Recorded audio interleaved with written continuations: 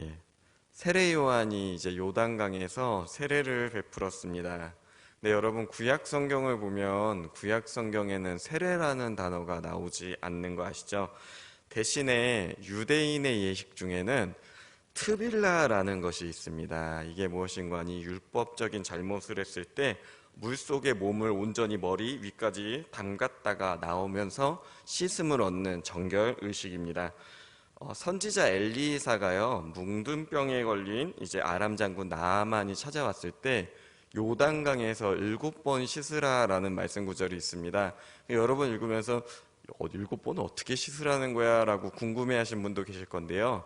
트빌라를 7번 행하라는 겁니다. 머리를 잠가서 7번 들어갔다 나오면 된다라고 이제 얘기를 한 겁니다.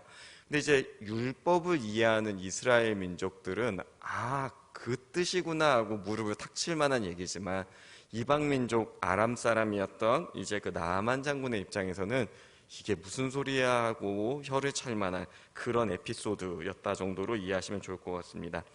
유대인들이 이 트빌라라는 걸요 중요한 순간마다 이제 제사장이나 혹은 예언자를 통해서 행할 수 있었다고 합니다. 또는 이방인이 혹시라도 유대교에 들어가고자 결심했을 때 이제 제사장 예언자를 통해서 이 트빌라를 행했을 때 그가 유대인의 그 멤버십을 인정받는 그런 뜻이 그런 의미를 담고 있었습니다. 그런데 여러분 이 세례 요한도요 레위 지파 제사장 사가랴의 아들이고요 당시 제사장은 자녀에게 이어지는 직분이었습니다. 그렇기 때문에 이 세례 요한이 트빌라를 행하는 데 있어서요 사람들이 모두 공감할 수 있는 그런 위치에 있는 사람이었습니다. 그런데 세례 요한은 성전에서 제사장직을 이어받는 대신에 광야로 나왔고 하나님의 나라를 준비하기 위한 트빌라 곧 세례를 행했습니다. 오늘 본문 5절 6절 말씀을 함께 합독하기 원합니다. 5절과 6절입니다. 함께 합독하시겠습니다. 이때에 예루살렘과 온 유대와 요단강 사방에서 다 그에게 나와 자기들의 죄를 자복하고 요단강에서 그에게 세례를 받더니 아멘. 이 앞서 세례 요한이 광야에서 외친 것이 회개하라 하나님의 나라가 가까이 왔다였지 않습니까? 학자들은요, 이 세례 요한이 금욕 생활을 하고 또 회개를 촉구하며 이 세례를 베푼 행동을 일컬어서 하나님 나라의 회복 운동이다라고 명명합니다. 백성들은 그런 세례 요한을 보면서요, 많은 기대를 했습니다. 어떤 사람들은 이 세례 요한이 그리스도가 아닐까를 기대하기도 했고요. 어떤 이들은 이 세례 요한을 보면서 기다리던 선지자가 아니냐 하고 기대한 사람도 있었습니다. 그래서요 그 기대에 맞춰 사람들이 그가 베푸는 세례를 받기 위해 요단강으로 나왔습니다. 그리고 거기서 죄를 자복한 후 세례를 받았습니다. 그런데 그곳에 바리새인과 서기관들도 찾아왔습니다. 오늘 7절 말씀인데 7절 말씀도 우리 함께 합독하시겠습니다. 요한이 많은 바리새인들과 사두개인들이 세례 베푸는 데로 오는 것을 보고 이르되 독사의 자식들아 누가 너희를 가르쳐 임박한 진노를 피하라 하더냐. 세례 요한이 이 바리새인과 사두개인들이 나오는 모습을 보고 그들에게 욕을 하면서 질책을 합니다. 근데 제가 이제 저번에 사두개인에 대해서는 한번 여러분께 말씀드리지 않았습니까? 이제 헤롯 왕을 도와서 제사장직을 독점한 이제 당시 종교 지배 계급이 사두개인이었다라는 말씀을 드렸는데요. 사실 따지고 보면 세례 요한도 이제 사가랴 이 제사장 그 집안도 사두개파에 속했을 가능성이 상당히 있습니다. 이들은 부활을 믿지 않고 현재 자신들의 종교 권력을 유지하는 데 급급했다라는 말씀을 드렸는데요. 반대로 바리새인들은요 민중 속에서 살았습니다. 사람들 사이에 섞여 살면서 경건한 삶을 중시했고 부활도 믿고 또 기도도 열심히 하는 사람들이었습니다. 근데 여러분 성경을 읽다 보면요 사두개인보다 오히려 바리새인을 조금 더 예수님이 싫어하셨나라는 인상을 여러분 가끔 받으실 때가 있을 것입니다. 전반적으로 성경은 바리새인에 대해서 좋게 말하지 않죠. 우리는 흔히 이제 막 규칙만 중시하고 뭐 이런 본질적인 걸 좀 외면하는 답답한 사람들, 율법주의자다라고 얘기하면서 바리새인과 같다 이렇게 얘기하는데요. 사실 실제로 바리새인이 가지고 있는 문제는요, 우리가 갖고 있는 이런 단순한 그 규칙주의 이런 거에 매이는 것이 아닙니다. 이제 여러분 이 이스라엘 역사를 보면 AD 70년경에 이제 유대와 로마의 전쟁이 있어요. 이 전쟁에서 유대인이 독립을 선언하고 정말 민족적인 투쟁을 하다가 전쟁에 패배하면서 예루살렘이 완전히 함락되고 이스라엘이 완전히 뿔뿔이 흩어지는 사건이 일어납니다. 근데 이때 이스라엘에 진짜 많은 사람들이 결집해요. 특별히 그 사두개인들조차도요. 우리 민족의 운명이 걸린 일이다. 우리 이것은 함께해야 된다라고 했는데, 그런데 이때 로마하고 결탁한 세력이 있습니다. 그게 바로 바리새인입니다. 자신들의 종교 권력 이권을요 받아오기 위해서 로마와 결탁해서 민족을 팔고 이후에 그 디아스포라라고 해서 흩어진 이스라엘 민족의 종교 권력자 회당에서 랍비라는 이름으로 이들이 새로운 종교 권력자로 부상합니다. 그리고 이후에 초대교회 곳곳마다 쫓아다니면서 초대교회를 핍박한 유대인들, 이들이 바로 바리새인들입니다. 즉 세례 요한은 이들이 경건한 척하고 회중과 함께 섞여 사는 그런 모습을 하고 있지만 이것이 위선의 탈임을 그는 알고 있었던 것입니다. 그래서 세례 요한은요 다음과 같은 말을 이어갑니다. 8절과 9절 말씀입니다. 함께 합독하시겠습니다. 8절 9절입니다. 그러므로 회개에 합당한 열매를 맺고 속으로 아브라함이 우리 조상이라고 생각하지 말라. 내가 너희에게 이르노니 하나님이 능히 이 돌들로도 아브라함의 자손이 되게 하시리라. 아멘. 자, 이 말의 맥락을 논하자면요. 너희는 하나님의 진노를 피하기 원한다면 그에 합당한 열매를 맺어라. 그렇지 않으면 너희는 이스라엘 백성이 아니다라고 지금 선언하는 것입니다. 사두개인은 지금 현재의 권력자들에게 이제 자신들의 그 신앙을 팔아넘겼고, 바리새인은 이스라엘의 미래를 권력자들에게 팔아넘길 자들입니다. 그런 이들에게 요단에서 세례를 받기 원하면 회개에 합당한 열매를 맺어라. 너희가 참 이스라엘이 되라라고 지금 선언을 하는 것인데요. 이들이 세례를 받기 위해서는 그에 합당한 열매를 맺어야 합니다. 그렇다면 요한이 말한 그 열매가 무엇이겠습니까? 바로 그들이 정치 권력에 대한 욕망을 버리고 하나님 나라의 백성이 되는 것입니다. 그렇지 않으면 그들은 광야에 퍼져 있는 돌들만도 못한 존재가 될 것이다. 세례 요한은 이 점을 지금 경고하는 것입니다. 물론 여러분 이렇게 질문하실지도 모릅니다. 아니 바리새인이든 사두개인이든 이 종교 지도자인데 세례를 원하면 그냥 베풀어 줘야 되는 거 아닙니까? 뭐 그런 걸 차별하십니까? 라고 질문할 수 있는데요. 그런데 그렇지 않습니다. 이제 마태복음 21장을 보면요.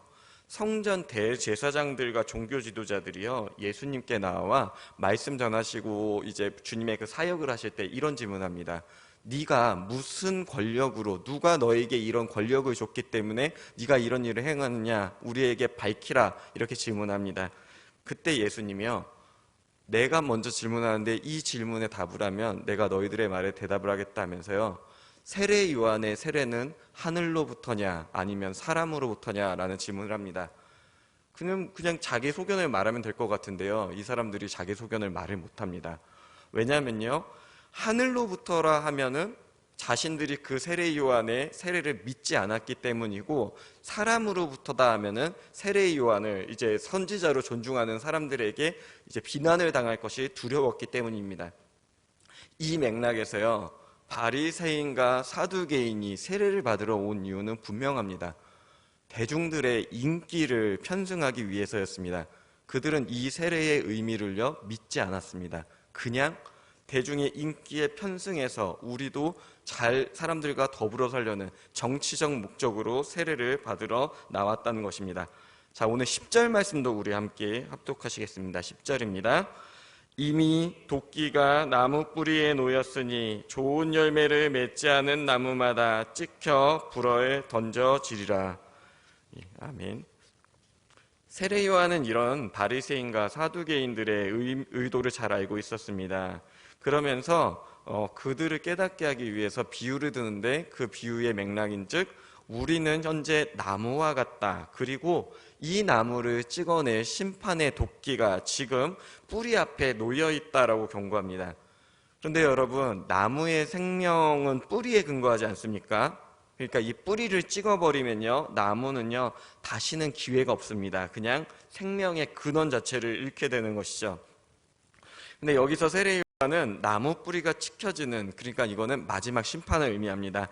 이 심판을 받게 되는 기준에 대해서 분명히 얘기하는데요, 그 기준이 뭔가 하니 좋은 열매를 맺지 못하면 심판을 받는 나무가 바로 우리다라고 얘기합니다. 자, 여러분, 이제 저희 어른 세대는 좀 나무나 이런 거 잘 보시는데요, 사실 제 세대만 해도요, 저게 무슨 나무야 하고 질문하면 잘 답을 못 합니다. 뭔 거 같아, 뭔 거 같아 하는데, 그런 얘기 중에서도 이 나무가 뭔지 분명하게 아는 가장 분명한 방법이 있습니다. 그게 무엇이냐면 열매를 보면 압니다.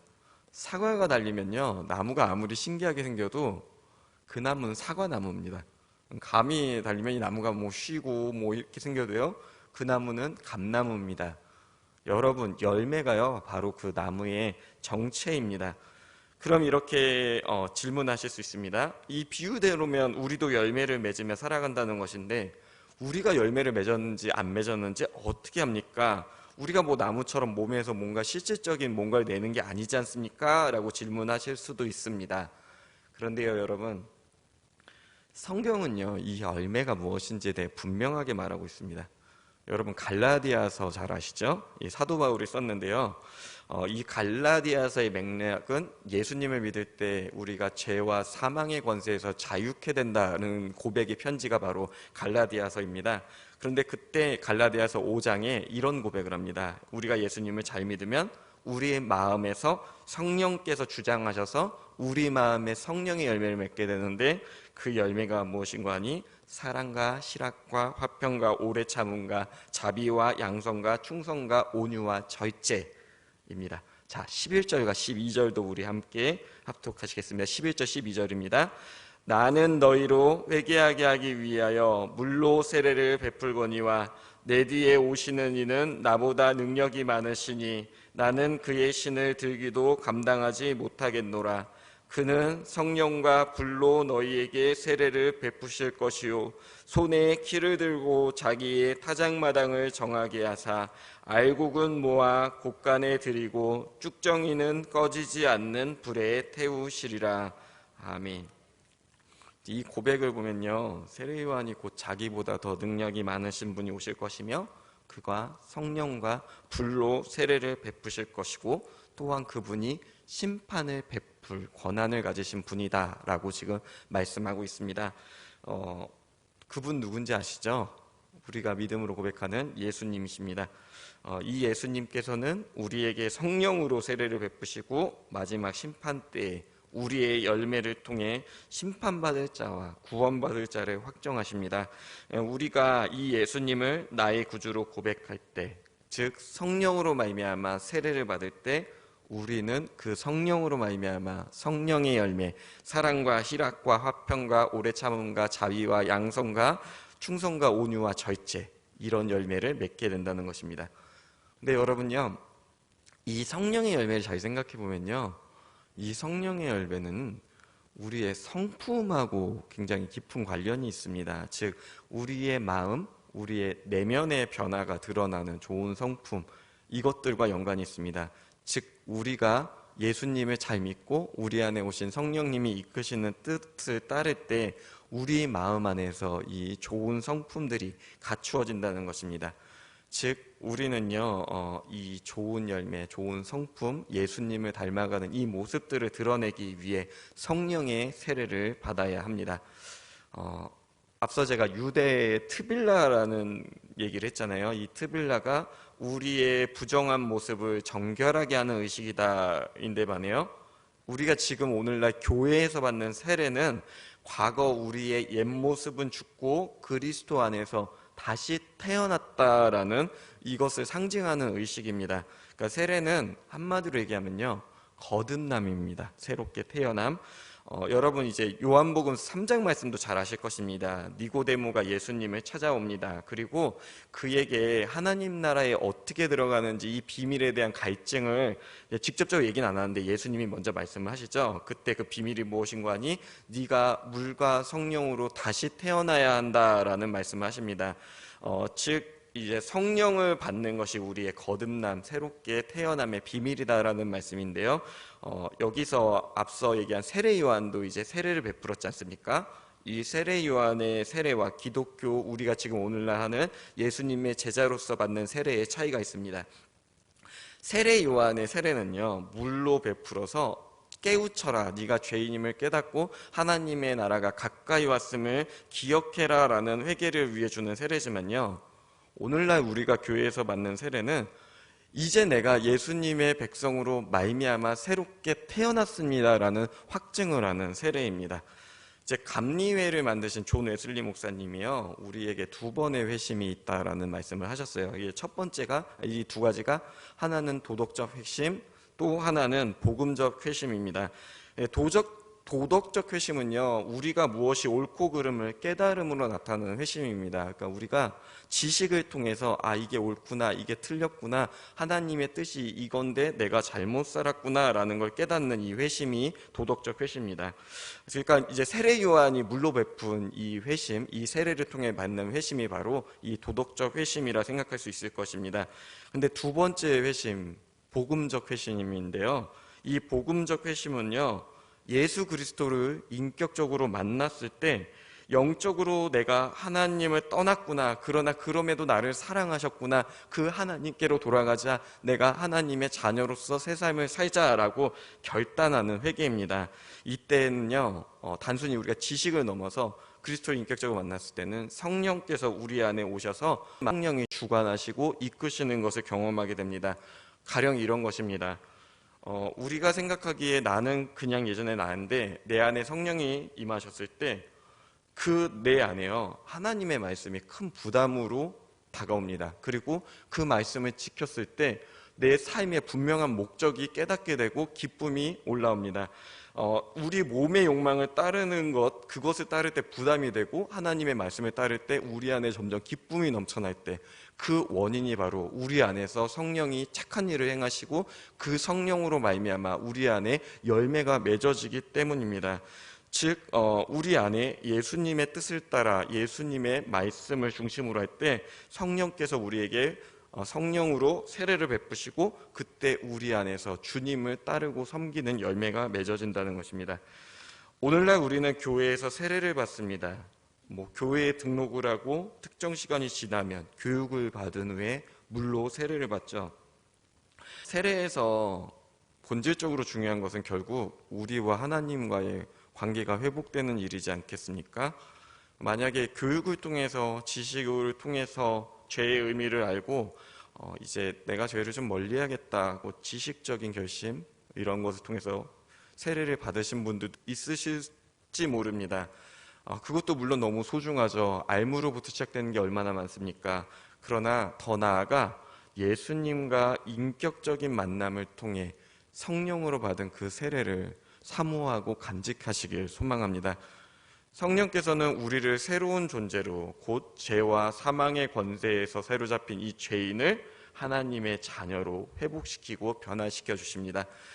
사랑하는 성도 여러분, 바라기는 그 예수님 잘 믿으셔서 성령을 통해 거듭남의 체험을 날마다, 그리고 그 성령의 열매 맺는 체험을 날마다 경험하시는 저와 성도님들 되시길 소망합니다. 세례 요한이 기대하던 그 놀라운 세례를 경험한 이들을 일컬어서요, 교회라고 합니다. 그리고 여러분, 이미 우리가 그 교회입니다. 그것은 곧 우리 안에 성령의 열매가 이미 맺어지고 있고, 이제 세례 요한이 이제 바리새인과 사두개인을 통해 너희가 맺어야 될 그 열매를 맺어라 하는 거 여러분 안에서는 이미 맺어지고 있다라는 뜻입니다. 성도로서 그에 합당한 열매를 날마다 잘 가꾸어 좋은 열매로 맺으시길 소망합니다. 우리 안에 성령의 열매를 맺으면 그 열매로 말미암아 주님께서 기뻐하시고 그 열매를 통해 귀한 일을 이루실 것입니다. 그 은혜에 동참하며 나아가는 오늘 하루 되시길 소망합니다.